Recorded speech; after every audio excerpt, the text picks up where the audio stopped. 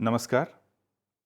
मैं गोपाल कृष्ण ठाकुर महात्मा गांधी अंतर्राष्ट्रीय हिंदी विश्वविद्यालय वर्धा महाराष्ट्र से हूँ और आज आपके साथ आपके पाठ्यक्रम कोड 507 के विषय शिक्षार्थियों के सांस्कृतिक विकास पर समुदाय का प्रभाव पर चर्चा करने के लिए उपस्थित हूँ।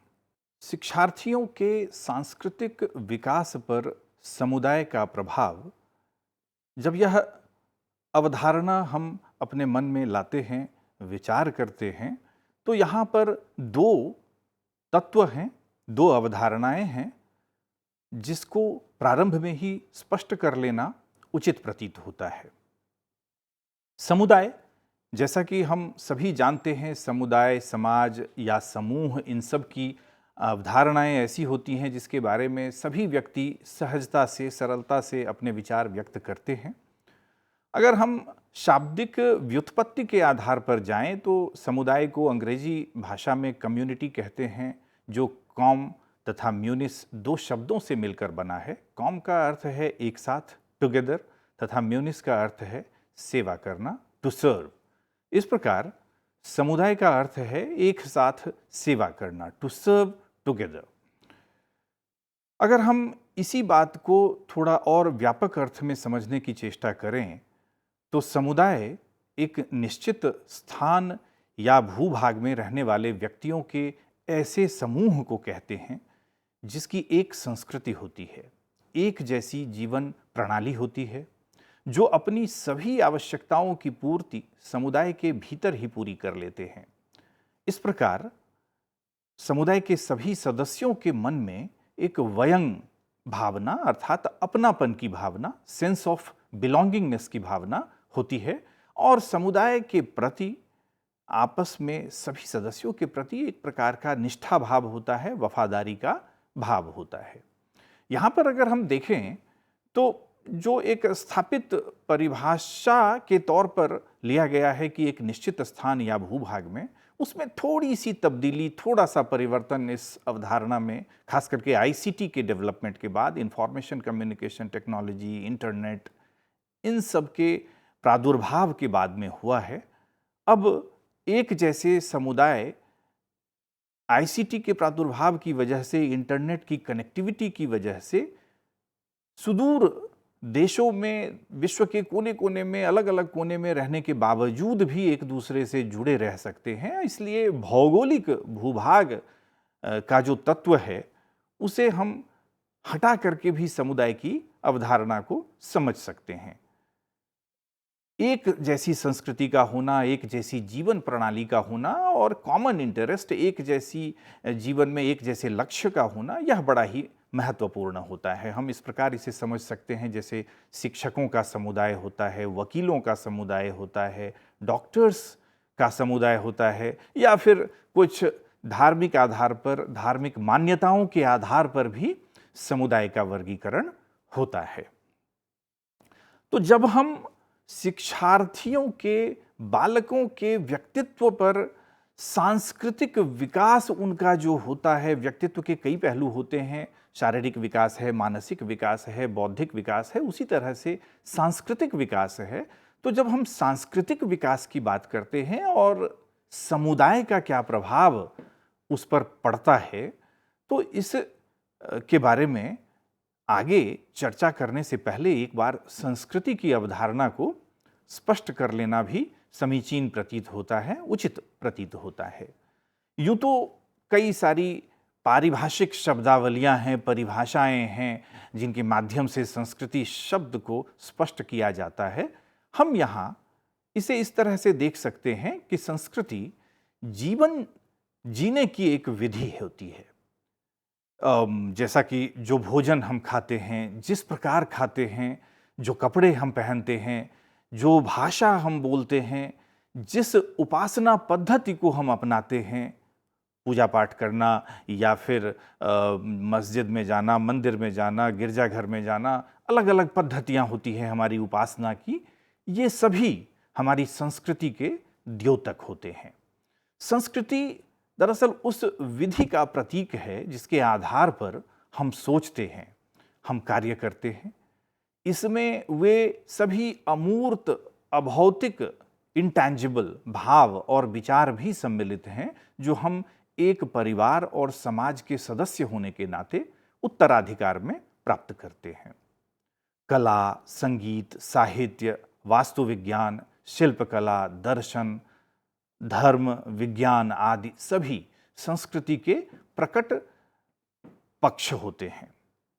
यद्यपि संस्कृति में रीति रिवाज, परंपराएं, पर्व, जीने के तौर तरीके और जीवन के विभिन्न पक्षों पर व्यक्ति विशेष का अपना दृष्टिकोण भी सम्मिलित होता है।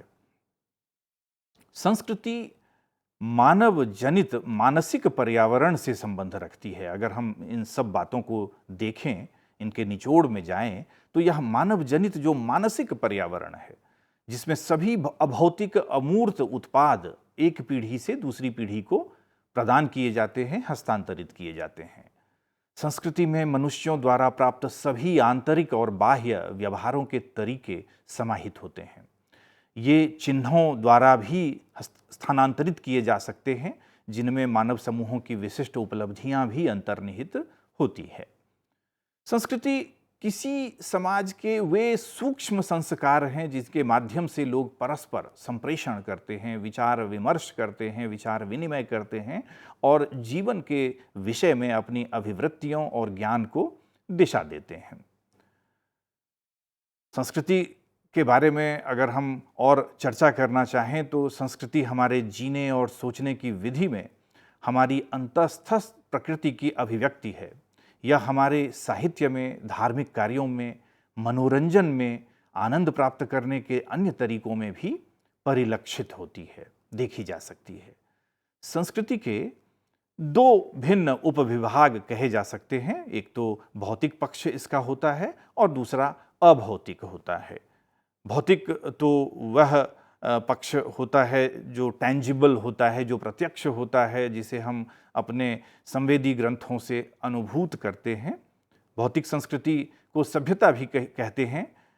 वो हमारे जीवन के भौतिक पक्षों से इस प्रकार संबंधित होते हैं, उदाहरण के तौर पर जैसे हमारी वेशभूषा, भोजन, घरेलू सामान, जिन चीज़ों को हम अपने जीवन में व्यवहार में लाते हैं, ये सभी हमारे संस्कृति के भौतिक पक्ष कहलाते हैं। वहीं अभौतिक संस्कृति का संबंध हमारे विचारों, आदर्शों, भावनाओं और विश्वासों से है, हमारी आस्था की पद्धति से है, हम जिसमें विश्वास रखते हैं उन चीज़ों से है।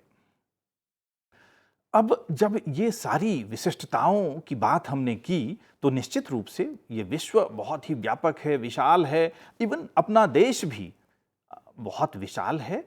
इसका जो सामाजिक विविधता है इस देश में, तो एक समाज से दूसरे समाज, एक देश से दूसरे देश में संस्कृति की ये जो विशेषताएं होती हैं ये बदलती रहती हैं। उदाहरण के लिए हमारे अभिवादन की विधियों में, जैसे हम अगर किसी अपने से बड़े से या अपने समकक्ष से मिलते हैं तो नमस्ते, नमस्कार, प्रणाम या फिर चरण स्पर्श करके या हाथ मिला करके या अस्सलाम वालेकुम, जो भी, या गुड मॉर्निंग, गुड इवनिंग कहते हैं, ये सारी हमारी विधियां अभिवादन की होती हैं। इसी प्रकार मानव जीवन के अन्य व्यवहार की भी हमारी अलग अलग विशिष्ट विधियां होती हैं।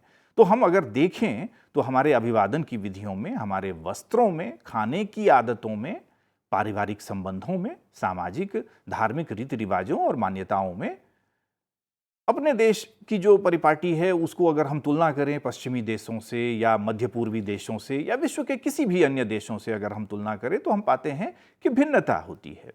सच कहें तो किसी भी देश के लोग अपनी विशिष्ट सांस्कृतिक परंपराओं के द्वारा ही पहचाने जाते हैं। आप अपने देश में भी पाएंगे, अगर हम पंजाब चले जाएं तो वहाँ पर लोगों के कपड़े पहनने का तरीका, अगर हम पूर्वोत्तर प्रांतों में जाएं, मणिपुर, मिजोरम, नागालैंड, वहाँ के लोगों के खाने पीने का, कपड़े पहनने का तरीका, और वहीं तमिलनाडु, केरल, यहाँ चले जाएं तो उनके खाने पीने या कपड़े पहनने के तौर तरीके में भी काफ़ी अंतर होता है। दरअसल ये सारी चीज़ें जो सांस्कृतिक तत्व हैं, समाज की विशिष्टताएं हैं, इन सब को संरक्षित भी किया जाता है और आगे हस्तांतरित भी किया जाता है। कैसे? तो संस्कृति का विकास एक सामाजिक अथवा राष्ट्रीय संदर्भ में होने वाली ऐतिहासिक एवं ज्ञान संबंधी प्रक्रिया व प्रगति पर आधारित होता है। अब समुदाय और संस्कृति की अवधारणा पर हमने थोड़ी चर्चा की और जैसा कि हमने अभी चर्चा की कि यह आगे की पीढ़ी में हस्तांतरित भी किया जाता है संस्कृति के तत्वों को, सांस्कृतिक विशेषताओं को, सांस्कृतिक विकास की प्रक्रिया को भी सायास योजनाबद्ध तरीके से कोई भी समाज अपने विद्यालयों के माध्यम से, कोई भी समुदाय अपने विद्यालयों के माध्यम से संचालित करता है। तो हम देखें कि राष्ट्रीय शिक्षा नीति 1986 और इसके प्रोग्राम ऑफ एक्शन 1992 में बच्चों के व्यक्तित्व के विकास एवं उनमें अंतर्निहित संभावनाओं की पहचान कर उन्हें संवर्धित करने के लिए शिक्षा के सांस्कृतिक परिप्रेक्ष्य पर बल दिया गया है। अब यह सांस्कृतिक परिप्रेक्ष्य जो होता है, तो इसको हम शिक्षा से जोड़ करके जब देखते हैं तो हम पाते हैं कि समुदाय की स्थानीय लोक कथाएं होती हैं, उनके लोक संगीत होते हैं, लोक गीत होते हैं, पहेलियां होती है, खेल कूद की विधियां होती हैं। इन सब में बच्चों के सांस्कृतिक विकास एवं समग्र व्यक्तित्व के विकास हेतु सीखने की अपार संभावनाएं होती हैं। समुदाय के सदस्यों के साथ शिक्षक व शिक्षार्थियों को अगर अवसर मिले तो उनके साथ अंतःक्रिया करने से, इंटरैक्शन करने से, उनके साथ अपने अनुभवों को साझा करने के माध्यम से व्यक्ति बहुत कुछ स्वयं ही सीख सकता है। शिक्षार्थी के सांस्कृतिक विकास में समुदाय की भूमिका अत्यंत महत्वपूर्ण होती है। स्थानीय संस्कृति का अध्ययन यदि बारीकी के साथ सूक्ष्म स्तर पर किया जाए तो संस्थागत ज्ञान की बहुत ही सुदृढ़ बुनियाद स्थापित हो सकती है। मैं उदाहरण के तौर पर एक उल्लेख करना चाहूँगा, जैसे कि एक कालाहांडी में बच्चियों के एक खेलने कूदने की एक विधि होती है। वो लोग एक परंपरा है जिसमें कि वो आपस में जब खेलती हैं तो एक दूसरे से वो स्थानीय मछलियों के नाम, स्थानीय फसलों के नाम पूछती हैं, एक पूछती हैं दूसरी बताती हैं। वह उनके खेल कूद का एक तरीका होता है। अब देखिए, यह सांस्कृतिक तत्व है, समाज की परंपरा, समुदाय की परंपरा में अंतर्निहित है खेल कूद का तौर तरीका। लेकिन इससे सीखने की कितनी रोचक विधि अपनाई जा सकती है विद्यालयी वातावरण में भी, कि अगर इसके माध्यम से बच्चों को खेल खेल में स्थानीय प्रकृति से, स्थानीय परिवेश से, स्थानीय समुदाय के बहुत सारे संस्कारों से सहज भाव से अवगत कराया जा सकता है और बच्चों के लिए यह बिल्कुल ही उबाऊ प्रक्रिया नहीं होगी, बल्कि पूरी रुचि के साथ बच्चे फसलों के नाम, प्रकृति के में उपस्थित पेड़ पौधों के नाम, मछलियों के, अन्य जीव जंतुओं के नाम, इन सब को बच्चे सहजता से सीख सकते हैं।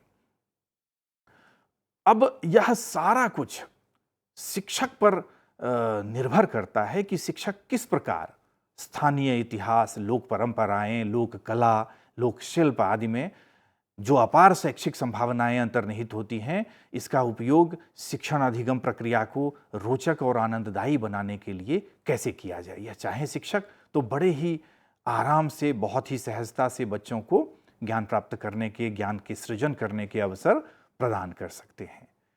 हम सभी जानते हैं कि हमारे देश में जितने भी पर्व त्योहार मनाए जाते हैं, लोहरी है, होली है, दिवाली है, दशहरा है, या फिर ईद है, क्रिसमस है, इन सब का हमारे देश के बदलते मौसम से, हमारे यहाँ उपजाए जाने वाले फसलों से, मानसून के आने से, मानसून के जाने से, इन सब से बहुत ही गहरा संबंध होता है। लोहरी का त्यौहार है, एक फसल जब तैयार होती है तो फिर उस पर, उसके अंत में इस त्यौहार का आयोजन होता है। उसी प्रकार से अन्य आप सभी जानते हैं। तो यह बहुत ही महत्वपूर्ण है कि पर्व त्योहार मनाने की परंपरा को, लोक जीवन के साथ के जो उनके संबंध हैं, उसके शैक्षिक महत्व को शिक्षक समझाए। स्थानीय खेल एवं उनके माध्यम से विभिन्न जानकारियों को संरक्षित करने एवं ज्ञान को विकसित करने की कई अनूठी विधियां हैं जिसको गढ़ा जा सकता है, जिसका प्रयोग किया जा सकता है और बच्चों के, शिक्षार्थियों के शिक्षण, अधिगम, सीखने के अनुभव को अत्यधिक रोचक बनाया जा सकता है। शिक्षकों की भूमिका बहुत महत्वपूर्ण होती है इसमें, बच्चों के, शिक्षार्थियों के सांस्कृतिक विकास के हेतु। स्थानीय समुदाय की संस्कृति, इतिहास का ज्ञान होना आवश्यक है शिक्षकों को। शिक्षार्थियों को भावी जीवन हेतु तैयार करने के लिए यथोचित सांस्कृतिक मूल्यों का विकास का होना अत्यंत आवश्यक है। इसके लिए बहुत सी हम सब के मन में कई अपुष्ट अवधारणाएं, पूर्व धारणाएं होती हैं, कई मिथ्स होते हैं, कल्पित अवधारणाएं होते हैं। यह भी एक सावधानी बरतने की जरूरत है कि शिक्षक उन मिथ्स आदि से थोड़ा बचे और शिक्षार्थियों को यथार्थ का बोध करने में, भावी जीवन के लिए आवश्यक ज्ञान एवं कौशल प्राप्त करने में सहायता प्रदान करे। इसके लिए यह बहुत आवश्यक है, अपेक्षित प्रयत्न क्या क्या किए जाएं, इस पर भी थोड़ा सोचा जाए। तो यह है कि विद्यालयी क्रियाकलापों में पढ़ने के अलावे जो कक्षागत शिक्षण अधिगम की प्रक्रिया होती है, इसके अलावे खेलकूद या अन्य क्रियाकलाप होते हैं, उसमें यह चाहिए कि स्थानीय समुदाय के सांस्कृतिक क्रियाकलापों को स्थान दें। स्थानीय समुदाय से बच्चे भी आते हैं, वे अपने परिवार में बड़े होते होते सांस्कृतिक जो विभिन्न गतिविधियां होती हैं उसको सहजता से आत्मसात किए होते हैं, कर रहे होते हैं। और अगर विद्यालय में भी उन क्रियाकलापों को स्थान दिया जाए तो बच्चों को अपने समुदाय की संस्कृति को, अपने समाज की संस्कृति को आत्मसात करने में सहायता मिलेगी।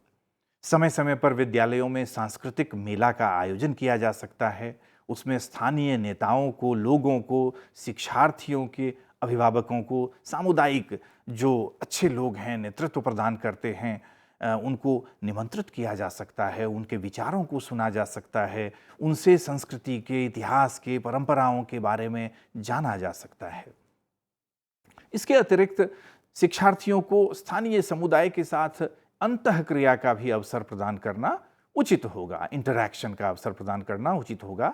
इसके लिए उन्हें चाहिए विद्यालय को, विद्यालय के प्रबंधकों को, शिक्षकों को कि स्थानीय समुदाय में भ्रमण की व्यवस्था करवाएं, उन्हें स्थानीय समुदाय के इतिहास, उनकी संस्कृति, परंपराएं, शिल्प, कला आदि से संबंधित सूचनाएं प्रदान करें।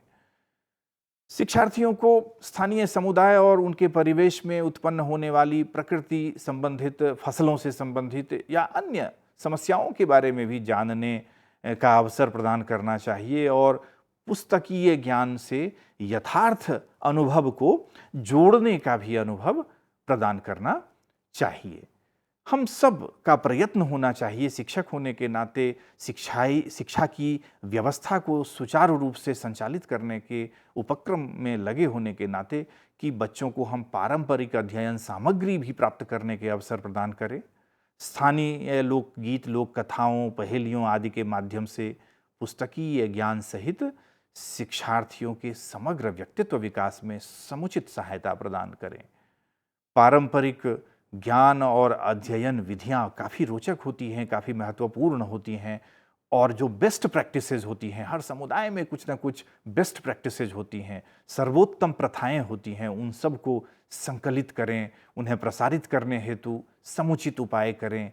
ये सारे कार्य हम सब अगर करें तो हम पाते हैं कि विद्यालय और समुदाय के मध्य एक इंटरफेस बना करके, अंतरफलक बना करके वर्तमान संदर्भ में पारंपरिक संस्कृति को पुनर्जीवित करने में हम मदद कर सकते हैं। दरअसल ये जो हमारे सांस्कृतिक तत्व होते हैं, यह शिक्षार्थियों के व्यक्तित्व को पूर्णत्व प्रदान करते हैं, पूर्णता प्रदान करते हैं। हम सभी एक व्यक्ति के तौर पर जब बड़े होते हैं तो अपने आप को अपनी पृष्ठभूमि से, जिस सामाजिक सामुदायिक पृष्ठभूमि से आते हैं, उससे जोड़ करके देखते हैं। हमारी पहचान होती है हमारा समुदाय, हमारी पहचान होती है हमारे समाज की पृष्ठभूमि। जिस प्रकार हम अपने नाम के साथ सरनेम लगाते हैं, परिवार के जो सरनेम लगाने की परिपाटी है, तो परिवार के साथ हम अपने आप को आइडेंटिफाई करते हैं, हम पहचानते हैं, हम अपने व्यक्तित्व को उससे जोड़ करके देखते हैं। उसी प्रकार अपने समुदाय से भी हम अपने आप को जोड़ करके देखते हैं, अपने समाज से भी जोड़ करके देखते हैं, अपने देश से अपने व्यक्तित्व को, अपनी जो वैयक्तिक पहचान है उसको जोड़ करके देखते हैं।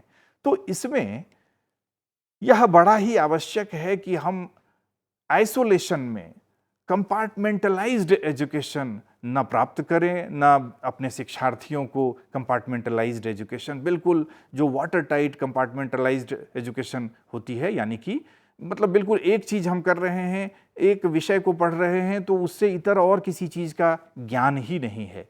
दुर्भाग्य से आजकल के विद्यालयी परिवेश में हम सब अगर थोड़ा गौर करें तो हम पाते हैं कि हमारे जो बच्चे हैं, हमारी भावी पीढ़ी के लोग हैं, उन्हें अगर हम अपने जो उनके जीवन काल में नहीं रहे वो महापुरुष गण, और अगर हम उनके बारे में पूछें तो हम पाते हैं कि उन्हें उनका भी ज्ञान बहुत सारे संदर्भों में नहीं होता है।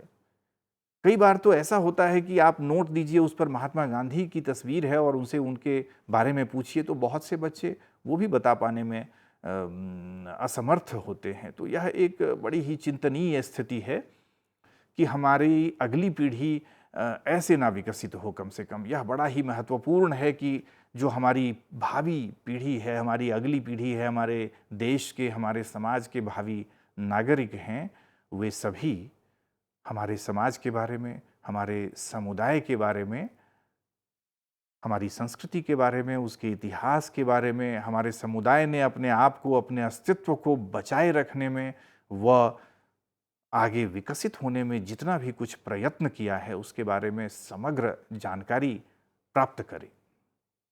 और दरअसल हम अपने समुदाय में ही उन सभी तत्वों को ढूंढ सकते हैं जिन तत्वों के माध्यम से समुचित शिक्षा प्रदान की जा सकती है। हमारे जो शिक्षार्थी हैं, हमारी अगली पीढ़ी के जो बच्चे हैं, उन सब के व्यक्तित्व को सजाया जा सकता है, संवारा जा सकता है। और इन सब के लिए यह बहुत ही महत्वपूर्ण है कि हम वो सारे उद्यम करें, वो सारे उपक्रम करें जो कि हमारे शिक्षार्थियों को उनकी संस्कृति को जानने में मदद कर सके, उनके व्यक्तित्व का समग्र व संतुलित विकास हो सके। उनमें हर समुदाय की कुछ विशिष्टताएं होती हैं, उनमें सहानुभूति की भावना विकसित हो, सहनशीलता की भावना विकसित हो, समाज सेवा एवं त्याग आदि अनेक सामाजिक गुणों का विकास हो सके, वे भविष्य में सकारात्मक गुणों से युक्त होकर देश व समाज के विकास में अपना सार्थक योगदान कर सकें। यह बहुत ही महत्वपूर्ण है।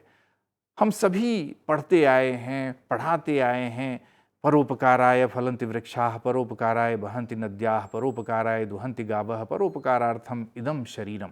अर्थात इसके माध्यम से हम यह कहते हैं कि यह जीवन जो है यह परोपकार के लिए बना हुआ है। जिस प्रकार वृक्ष में फल होते हैं परोपकार के लिए, नदियाँ बहती हैं, जल देती हैं मनुष्यों को परोपकार के लिए, गायें दूध देती हैं, यह सारा जो उपक्रम है, यह समाज है, यह शरीर है, यह मानव जीवन है, यह परोपकार के लिए है। यह एक गुण है, यह एक तत्व है जिसकी चर्चा मैं कर रहा हूँ। ऐसे अनेक तत्व हमारी संस्कृति में हैं, हमारे समाज में, हमारे समुदाय में होते हैं, जिनको हम समुचित तरीके से शिक्षा की प्रक्रिया के माध्यम से अगली पीढ़ी में विकसित कर सकते हैं, हस्तांतरित कर सकते हैं।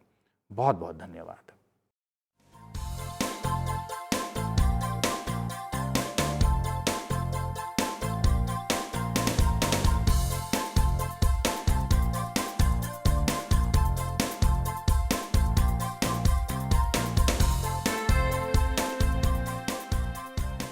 घर बैठे पाएं राष्ट्रीय मुक्त विद्यालय शिक्षा संस्थान यानी NIOS में एडमिशन, वो भी एकदम आसान तरीके से, जिससे शिक्षार्थियों को होगी समय और धन दोनों की बचत।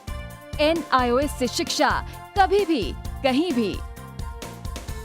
शिक्षार्थियों, क्या आप जानते हैं NIOS में एडमिशन लेने का सरल और सुगम तरीका, जिससे शिक्षार्थियों को ऑनलाइन प्रवेश लेने में सहूलियत मिलती है। NIOS में प्रवेश की प्रक्रिया पूर्णतया ऑनलाइन है।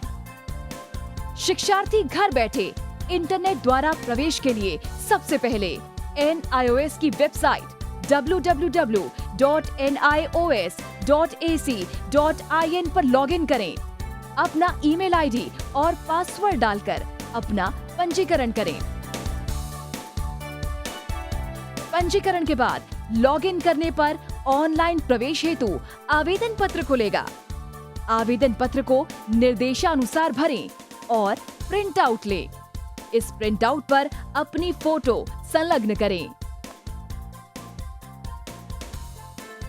ऑनलाइन प्रवेश के लिए शुल्क हेतु भुगतान के तरीके हैं: क्रेडिट कार्ड के द्वारा, डेबिट कार्ड के द्वारा, राष्ट्रीयकृत बैंक के ड्राफ्ट के माध्यम से, जो कि सचिव NIOS नई दिल्ली या नोएडा के पक्ष में देय हो।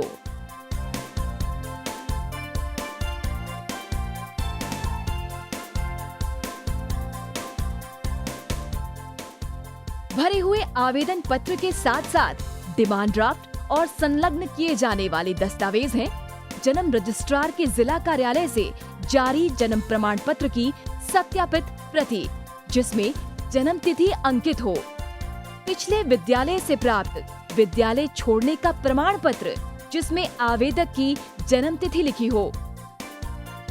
प्रवेश फॉर्म का प्रिंट आउट NIOS के संबद्ध क्षेत्र केंद्रों पर 10 दिनों में पहुंच जाना चाहिए, अन्यथा उचित दस्तावेज ना लगे होने पर आवेदन फॉर्म रद्द किया जा सकता है। प्रवेश प्रक्रिया की पुष्टि होने के बाद शिक्षार्थियों को परिचय पत्र व अध्ययन सामग्री डाक द्वारा तुरंत पहुंचाई जाती है। ऑनलाइन प्रवेश एक बहुत ही सुगम और सुविधाजनक प्रवेश प्रणाली है।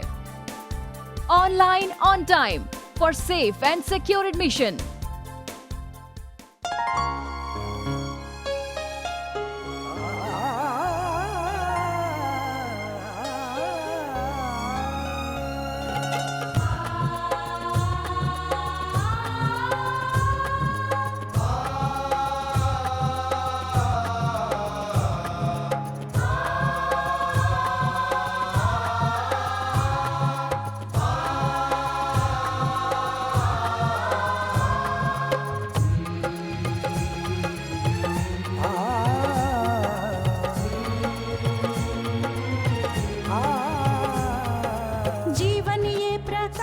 करने राहों को आलोकित करने,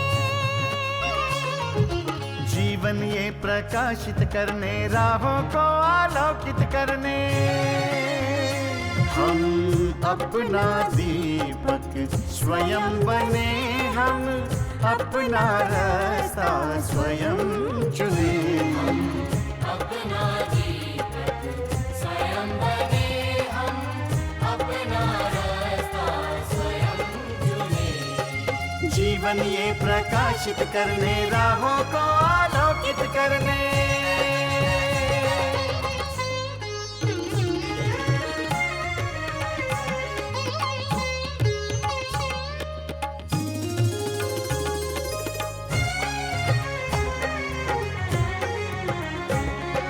धन साधन समय की सीमा से विद्यालय जो मुक्त हो,